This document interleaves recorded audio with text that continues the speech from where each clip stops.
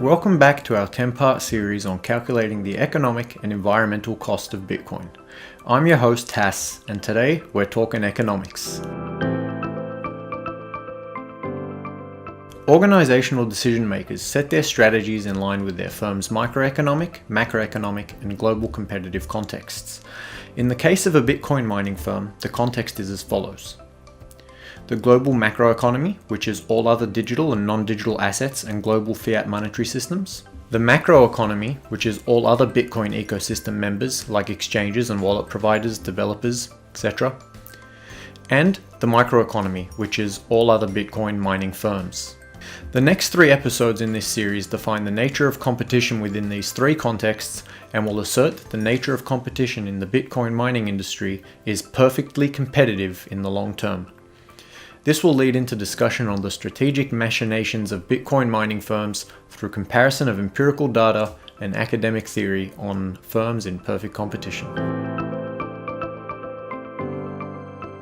The global macroeconomy is the all-encompassing sum of all monetary systems, from traditional analog financial systems to digital ones like Bitcoin. All exchanges of value, legitimate or not, occur within it. Firms within the Bitcoin mining market service the Bitcoin ecosystem and depend on it being healthy and diverse in order to prosper. Accelerated globalization has yielded conditions of considerable oligopoly in the world economy. Some criticize the legacy system as the inadvertent or deliberate proprietor of global inequality, with ever-mounting barriers to entry deterring the emergence of competing monetary systems. History shows that Schumpeterian gales of creative destruction eventually blow these barriers away. In the case of the global macroeconomy, this was the invention of the blockchain, of which Bitcoin is the first and largest implementation. At that moment in history, the global macroeconomy effectively split into the pre-2009 analog global macroeconomy and the parallel digital one. Due to age, complexity, and nationalistic necessity, the legacy global macroeconomy can only experience bursts of improvement and remain a closed ecosystem. In the highly competitive yet collaborative open source decentralized digital ecosystem, anyone in the world can collaborate with others or create new or copycat ecosystems through the open source software movement, ensuring evolution and adaptation to changing market needs. To that end, Bitcoin mining firms operate almost exclusively within the digital global macroeconomy and the Bitcoin mining market in particular. They have an eye towards alternative digital ecosystems that are gaining traction in the wider free market, and whether their mining equipment can also mine these alternative digital currencies. Also, the competitive cycle between them and their peers resets about every fortnight. The dictionary definition of an economy is the state of a country or region in terms of the production and consumption of goods and services and the supply of money. Since country or region don't apply to digital ecosystems, it's difficult to use traditional macroeconomics, which rely exclusively on the concept of an influential controlling body, to analyze them. Bitcoin's monetary policy is highly predictable and based on a consensus-based, cryptographically secure, self-managing algorithm.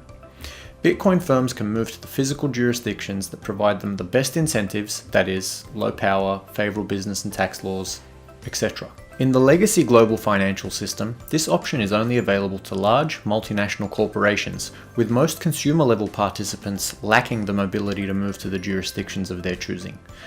This is inherently different in a permissionless, online, jurisdiction-agnostic environment. Bitcoin's ecosystem is still small and fragile, but its incentive structure becomes more robust as more participants are attracted to the ecosystem. Rational Bitcoin miners want to see the demand for their commodity grow organically and sustainably, but this is difficult. Miners mine an intangible digital commodity whose fundamental value relies on a consensus-based economic protocol and network. Its market price is based on the whim of the market. Every shock to the ecosystem, such as failure of wallet services and product providers, at least 36 exchanges that have gone belly up, including the disastrous Mt. Gox collapse, online drug markets, government crackdowns on auctions, scam coins, developers, even miners themselves, and everything else in a long list of Bitcoin disasters has in several, if not most cases, caused dramatic and sudden movements in price. The real hodlers know what I'm talking about. Considering the evidence, Bitcoin is an example of an anti-fragile system, with Bitcoin achieving year-on-year growth in most key metrics despite the numerous aforementioned setbacks.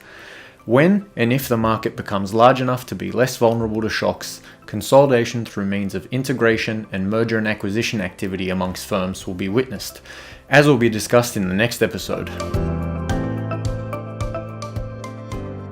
Next week, we'll dive down a little deeper into Bitcoin microeconomics, and more specifically, perfect competition and the Bitcoin microeconomy. We hope to catch you again then. As always, thanks for watching. Click like and subscribe to our channel. Leave a comment below. Check out the links in the description for more info and references, and catch us on Twitter and LinkedIn for more. Until next time.